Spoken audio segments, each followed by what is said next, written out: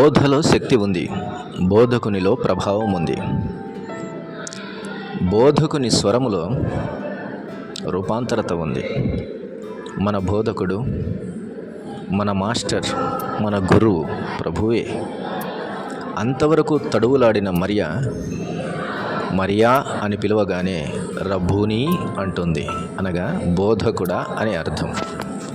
సాక్షాత్తు ఈ మాట యోహాను సువార్త 20వ అధ్యాయము 16వ వచనంలో వ్రాయబడి ఉంది. యేసు ఆమెను చూచి మరియా అని పిలిచాను. ఆమె ఆయన వైపు తిరిగి ఆయనను హెబ్రీ భాషలో రబ్బూని అని పిలిచాను. ఆ మాటకు బోధకుడని అర్థం. అంతవరకు తడువులాడిన మరియా దూతలుగా ఉన్నవారు చెప్పినా వినలేదు. అక్కడ ఉన్నటువంటి వారి పరిస్థితులు ఎవరి మాట వినపడినా మరియకు అర్థం కాలేదు. ప్రభువే నేరుగా వచ్చి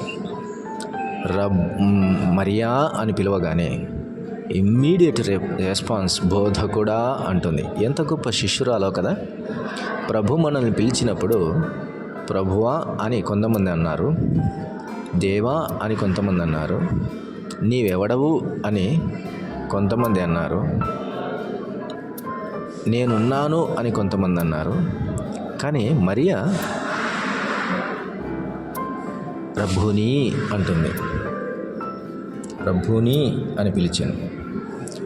అంతగా ఆమె గుర్తుపెట్టడానికి కారణం ఏంటంటే ఆయన టీచింగ్స్ అంత బాగా వినింది అని అర్థం. ఆయన బోధ అంత బాగా వినిందని అర్థం.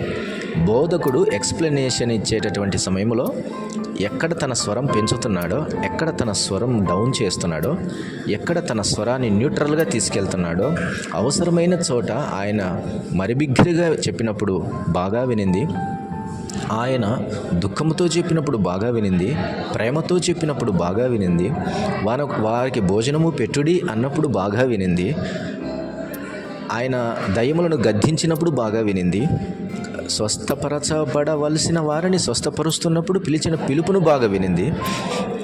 ఆయన బోధను సుస్పష్టముగా వినింది. ప్రతి లైన్ కూడా జాగ్రత్తగా వినింది. కాబోలు మరియా అని 3 అక్షరాలు పిలువగానే రబ్బూని అని తాను రిప్లై ఇస్తూ ఉంది. ఎంత గొప్ప శిష్యురాలో. ప్రభు యొక్క బోధను మనం అర్థం చేసుకుంటే ఆయన కంఠస్వరమును కూడా మనం అర్థం చేసుకోగలం. ఆయన కంఠస్వరములో ఉన్నటువంటి ఫ్రీక్వెన్సీని కూడా మనం అర్థం చేసుకోగలుగుతాం.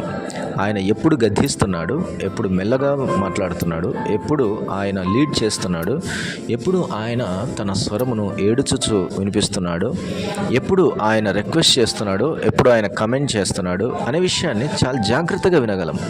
ఇలాంటి మంచి బోధకుడు మనకు ఉండగా మనము గొప్ప శిష్యులుగా మారాలి. అప్పుడే మనము కూడా చెప్పగలం, lord my Jesus happy teachers day అని చెప్పగలం. అలా శిష్యుడు సిద్ధుని వలె కాకపోతే బోధకుని అలాగూ సంతోషపెట్టలేం. కాబట్టి శిష్యుడు సిద్ధుని వలె అగుట ఎంత మేలో అని లేఖనము సెలవిస్తుంది.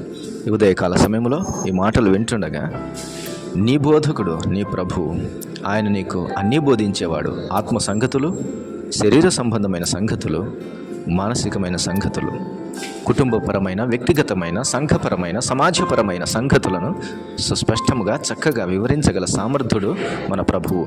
ఆయనకున్న పేరే వాక్యము అని ఆయనకు పేరు. గనుక ఆయన ఎంత మెల్లగా, ఎంత స్వరమును వినిపించి చక్కగా వివరించగల ప్రభు నీకు తోడై ఉండగా, ఆయన నీ ప్రభువు మాత్రమే కాకుండా ఆయన నీ గురువు, నీ బోధకుడు అని మరచిపోకుండా ఆయనకు కృతజ్ఞతలు చెల్లించు. అట్టి కృపా దేవుడు మనందరికీ దయచేయును గాక. ఆమేన్. ప్రభువా మీకు స్తోత్రాలు. మాటలు దీవించండి. వినవారి హృదయాల్లో కార్యం చేసి మహిమ పొందుమని క్రీస్తు యేసు నామమున అడిగి పొంది ఉన్నాము తండ్రి. ఆమేన్.